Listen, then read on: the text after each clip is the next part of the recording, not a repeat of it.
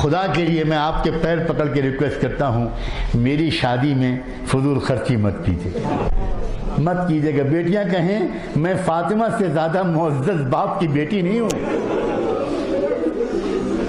اور نوجوان لڑکے کہیں کہ میں حسن اور حسین سے زیادہ عزت والا نہیں ہوں۔ خدا کے لیے میری شادی میں فضول خرچی مت کیجیے گا۔ بچے کہیں، ماں باپ کہیں کہ بیٹا دوسروں کے ہاں جا کر ہم نے کھانا کھایا ہے، وازوان کھایا ہے، اور یہ کیا ہے اور وہ کیا ہے، اب تو ہم کو کرنا ہی پڑے گا، تو بیٹا خوشامد کرے، بحث تو نہ کرے، بڑوں سے خوشامد کرے۔ بیٹیاں کہیں، بیٹیاں اپنی ماں کے پیر پکڑ کے کہیں امی جو غلطی پہلے ہو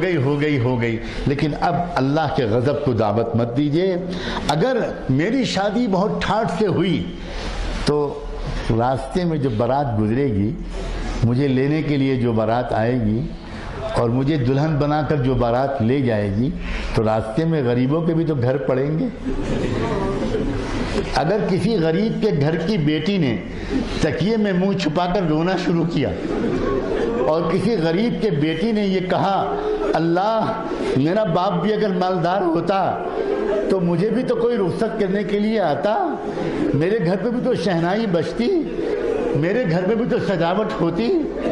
اللہ میں یتیم ہوں، میرے باپ کا انتقال ہو گیا، اللہ میرا باپ مزدوری کرتا ہے باغ میں، اللہ میرا باپ ایک معمولی سا ملازم ہے، بہت مالدار نہیں ہے، تو کیا اس کی سزا مجھے زندگی بھر بغیر شادی کے انتظار کر کے ملے گی؟ اگر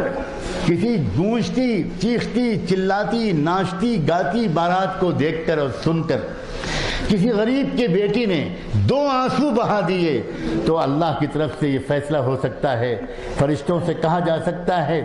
اس شادی میں نحوست ڈال دو، میاں بیوی کے درمیان تعلقات خراب کر دو۔ لوگ حیران رہ جائیں گے اور شادی کے 1-2 مہینے کے اندر جھگڑے شروع ہو جائیں گے، ساس اور بہو میں جھگڑا، نند اور بھاوج میں جھگڑا، شوہر اور بیوی میں جھگڑا، اور لوگ سمجھیں گے کہ یہ جھگڑا اس لیے ہو رہا ہے کہ کسی نے کچھ جادو کرا دیا اور کسی نے کچھ سفلی کرا دی۔ نہ جادو نہ سفلی، بلکہ بات یہ ہے کہ اس غریب کی کراہ پر اللہ کو غصہ آ گیا۔